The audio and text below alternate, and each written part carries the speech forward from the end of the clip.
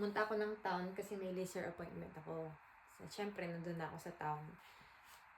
Napunta na naman ako dun sa Japan store. Sabi ko na ayokong gusto na lang tatrabaho kasi pag lumalabas ako, nabibiktima ako ng mga cute, mga ganon. Pero, actually, ang sadya ko talaga doon para ibili ng coffee candy yung katrabaho ko. So, binilan ko siya ng, sabi niya, ibili niya daw ako, babayaran lang niya ako. So, binilan ko siya ng coffee ko. O, diba? Coffee ko na, saan ba made ang coffee ko? In fairness, ano nga siya? Imported and distributed by Malaysia. Pero, ito Eco-Essential Foods Corp. Talisay City, Cebu, Philippines! Taray. So, in-import siya ng sa galing Pinas. Pero ang packaging niya, meron ng mga iba-ibang salita. Although may English pa rin. So, mayroong ganyang naka-box. So, ito ay yung ganyan kopi ko. 12 pack. 4 pounds 50. So, ano yun na lang natin? Buuin natin yung mga, sabihin na natin 5 pounds times 80. So, 400. Yan. Pinabili naman kasi sa akin, kaya babayaran niya. Tapos bumili pa ako ng isang ganito naman, yung maliit lang. So, itong maliit naman, magkano to? 450. 12 pack. Ay, no. 450 yung isa, 199 itong isa. So, 199, 2 times 80. Sabihin natin 80 ang yung palitan. 160. 12 yata yung laman nito eh. Tingnan natin ulit kung nandito ang Pilipinas.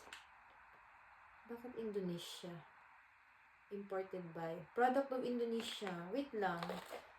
Ay, nalito na ako. Saan ba galing ang kopi ko? Tapos, isa pang coffee candy na Japanese siguro to. Ay. Imported by. Saan galing? Product of Japan. Japanese na coffee candy.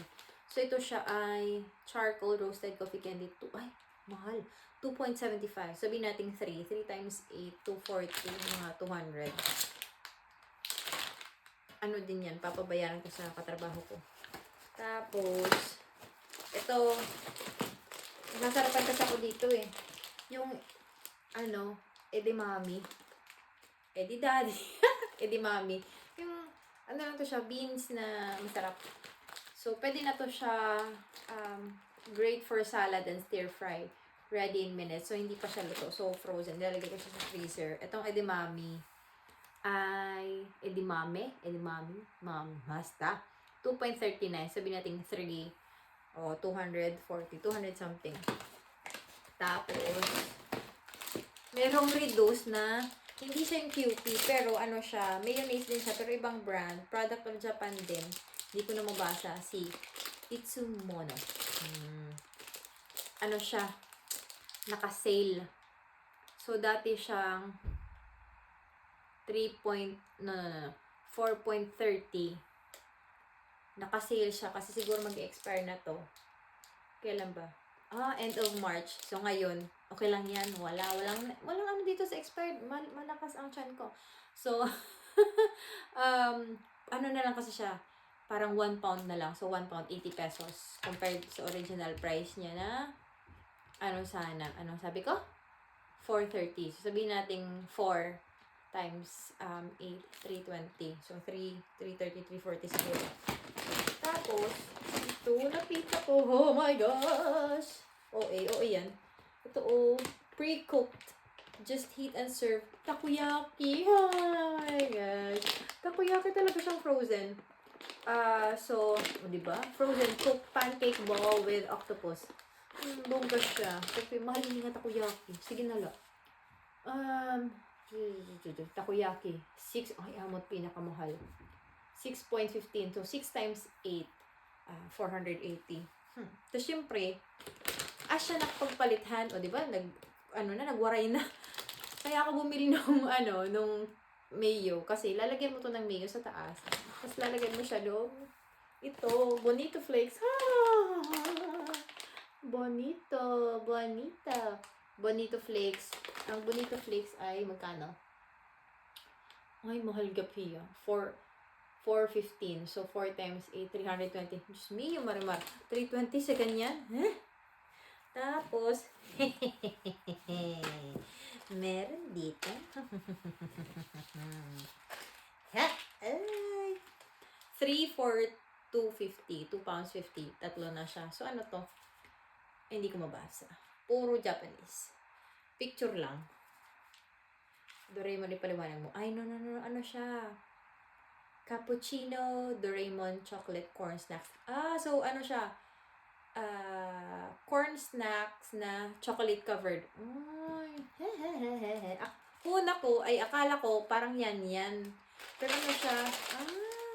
Kiri. So, 250. Sabihin natin 3 times 8, 240. So, mga 100, around 200 or ano, almost 200. Tulo. Siya ngayon nakasin. Mag-expire sa, end of April. Pero, cute.